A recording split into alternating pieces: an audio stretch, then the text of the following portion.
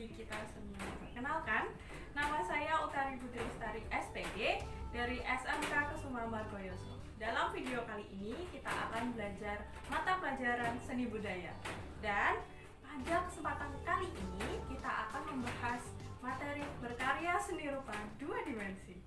Seni rupa sendiri dibagi menjadi 2 berdasarkan dimensinya. Yang pertama seni rupa 2 dimensi dan yang kedua seni rupa 3 dimensi. Berikut materinya. Ya, kita mulai masuk ke materi yang akan kita bahas pada video kali ini adalah materi berkarya seni rupa 2 dimensi. Oke. Seperti yang sudah saya jelaskan tadi sedikit di awal, seni rupa sendiri dibagi menjadi 2 berdasarkan dimensinya. Yang pertama, seni rupa 2 dimensi dan yang kedua, seni rupa 3 dimensi. Sebelum kita masuk ke penjelasan seni rupa 2 dimensi, alangkah baiknya kita lebih mengetahui dulu apa itu seni rupa. Oke, pengertian dari seni rupa sendiri adalah sebuah cabang seni yang hasil karyanya dapat dinikmati oleh mata dan disentuh dengan tangan. Dengan kata lain, seni rupa adalah hasil karya yang dapat dilihat, diraba, dan disentuh dengan tangan. Oke, sudah jelas untuk pengertian seni rupa ya. Selanjutnya kita masuk ke pengertian seni rupa 2 dimensi. Seni rupa 2 dimensi adalah suatu karya seni rupa yang memiliki 2 sisi saja, yaitu sisi panjang dan lebar, sehingga tidak mempunyai ruang karena tidak mempunyai unsur ketebalan. Jadi, perlu diingat-ingat ya, kalau seni rupa 2 dimensi adalah seni rupa yang mempunyai sisi panjang dan lebar. Dia tidak mempunyai ketebalan dan dia tidak mempunyai ruang. Oke, jelas ya untuk pengertian seni rupa. Lanjut, contoh dari seni rupa 2 dimensi. Yang pertama, lukisan. Kalau kita lihat, lukisan hanya mempunyai sisi panjang dan lebar. Tapi kita tetap bisa melihat dan meraba. Bisa dipegang, bisa dilihat. Tapi hanya mempunyai dimensi panjang dan lebar. Oke. Selanjutnya, desain grafis. Hampir sama dengan lukisan. Desain grafis hanya memiliki sisi panjang dan juga lebar. Jelas ya untuk contoh dari seni rupa 2 dimensi. Nah, setelah kita membahas materi dari seni rupa 2 dimensi, unsur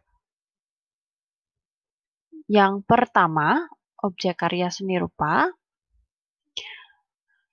Unsur dalam sebuah karya seni rupa pada dasarnya meliputi semua unsur visual yang terdapat pada sebuah benda. Ya, unsur seni rupa 2 dimensi yang pertama adalah garis atau line.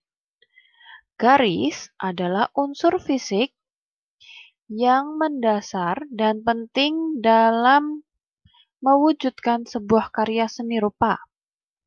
Garis memiliki dimensi memanjang dan mempunyai arah serta sifat-sifat khusus seperti pendek, panjang, vertikal, horizontal, lurus, melengkung, berombak, dan seterusnya. Berikut macam-macam garis seni rupa. Yang pertama adalah garis mendatar, garis tegak, garis miring, garis lengkung, garis bersilang, garis sejajar, zigzag, spiral, dan masih banyak lagi yang lainnya. Oke, jelas untuk unsur garis ya. Raut dibagi menjadi dua, yakni bidang dan bentuk. Apa sih raut itu? Unsur raut merupakan tampak, potongan, atau wujud dari suatu objek. Jadi, wujud dari gambar yang akan kalian buat itu masuk ke dalam unsur raut. Jelas ya untuk pengertian raut. Bidang umumnya digunakan untuk wujud benda yang cenderung pipih. Jadi, bidang untuk menunjukkan wujud benda yang cenderung pipih ataupun datar. Contoh, lingkaran, persegi, segitiga, bujur sangkar, trapesium, dan masih banyak yang lainnya. Untuk menunjukkan gambar yang cenderung pipih ataupun datar. Oke, jelas untuk bidang. Untuk bentuk, lebih menunjukkan kepada wujud benda yang memiliki volume atau massa. Jadi, kalau tadi bidang menunjukkan bentuk yang pipih, tidak memiliki volume atau massa. Kalau bentuk menunjukkan kepada wujud benda yang memiliki volume atau massa. Contoh, piramida, bola, kubus, silinder, dan masih banyak yang lainnya. Oke, sudah ya, jelas untuk perbedaan antara bentuk dan bidang. Bentuk dan bidang masuk ke dalam kategori atau unsur raut. Ingat-ingat ya. Terus unsur yang ketiga adalah unsur ruang. Unsur ruang dalam sebuah karya seni rupa dua dimensi menunjukkan kesan dimensi dari objek yang terdapat pada karya seni rupa tersebut. Oke. Unsur yang keempat adalah unsur tekstur. Tekstur atau barik adalah unsur rupa yang menunjukkan kualitas taktil dari suatu permukaan atau penggambaran struktur permukaan suatu objek pada karya seni rupa. Jadi, tekstur itu gambar yang kita buat di atas permukaan objek yang seakan-akan menunjukkan permukaan dari gambar itu tersendiri. Contoh, bisa kita lihat di sini ada bola. Kalau kita pernah lihat aslinya, bola itu ada serat-seratnya ya biasanya untuk bola tenis. Ada serat-seratnya seperti serat-serat apa ya? Serat rumput sintetis. Jadi kita di sini membuat gambar bola dengan serat-serat yang agak keluar. Ini menunjukkan tekstur dari bola tersebut. Jelas untuk contoh dari tekstur atau barik. Jelas ya. Untuk selanjutnya, unsur kelima itu adalah warna. Warna adalah unsur rupa yang paling menarik perhatian. Dan menurut teori Brewster, semua warna yang ada berasal dari 3 warna pokok atau primer, yaitu warna merah, kuning, dan biru. Dalam karya seni rupa terdapat beberapa teknik penggunaan warna, yaitu secara harmonis, heraldis, murni, monokromatik, dan polikromatik. Masuk ke unsur gelap terang. Unsur gelap terang pada karya seni rupa timbul karena adanya perbedaan intensitas cahaya yang jatuh pada permukaan benda. Perbedaan ini menyebabkan munculnya tingkat nada warna atau value yang berbeda. Bagian yang terkena cahaya akan lebih terang dan bagian yang kurang atau tidak terkena cahaya akan tampak lebih gelap. Contoh, dalam gambar ini diibaratkan cahayanya berada di sebelah kiri. Jadi warna dari bagian gambar ini yang tidak terkena cahaya atau terkena sinar cahayanya lebih sedikit, intensitasnya akan lebih gelap dibandingkan dengan bagian yang terkena sinar cahaya langsung. Jelas ya? Kita masuk ke medium, bahan, dan teknik. Bahan merupakan material habis pakai yang digunakan untuk mewujudkan karya seni rupa tersebut. Oke, jadi bahan itu material yang digunakan untuk membuat karya seni rupa 2 dimensi. Ingat-ingat ya. Sedangkan medium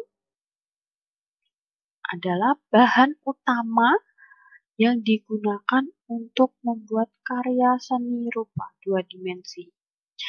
Ingat-ingat perbedaannya. Kalau bahan adalah material-material yang digunakan, kalau medium, material utama, material pokok yang kita gunakan untuk membuat karya seni rupa 2 dimensi. Jelas ya? Kita masuk ke alat berkarya seni rupa. Alat berkarya seni rupa sangat banyak jenis dan ragamnya. Ketika berkarya seni rupa 2 dimensi dikenal beberapa kategori alat utama, yaitu alat untuk menggambar, alat untuk membentuk, dan alat untuk mewarnai, serta alat untuk mencetak atau melipat gandakan. Alat-alat tersebut berfungsi atau bersifat penunjang untuk mempermudah proses pembuatan karya. Kemajuan teknologi juga saat ini membuat berkarya seni rupa dapat diasistensi atau dilakukan dengan menggunakan komputer. Yang ketiga, teknik berkarya seni rupa. Dalam membuat karya seni rupa dibutuhkan keterampilan teknis menggunakan alat dan mengolah bahan untuk mewujudkan objek pada bidang garap. Sebagai contoh, untuk mewujudkan sebuah objek dalam karya lukisan, jadi kita untuk membuat sebuah lukisan, seorang perupa atau seniman lukis dituntut menguasai keterampilan teknis menggunakan alat. Jadi alat yang digunakan untuk membuat lukisan yaitu kuas, dan mengolah bahannya menggunakan cat, boleh cat minyak, boleh cat air, dan pada kanvas. Masuk ke dalam medium, karena kanvas merupakan bahan utama yang kita gunakan, bahan pokok yang kita gunakan untuk membuat karya seni rupa 2 dimensi. Jelas ya? Oke, cukup sekian materi yang dapat saya sampaikan. Semoga bermanfaat dan semoga kalian mengerti apa yang saya sampaikan. Itu tadi materi yang dapat saya sampaikan, semoga bermanfaat dan dapat dimengerti. Dan jangan lupa untuk dan subscribe channel kesayangan kalian SMK Kusuma Margoyoso. Wassalamualaikum warahmatullahi wabarakatuh.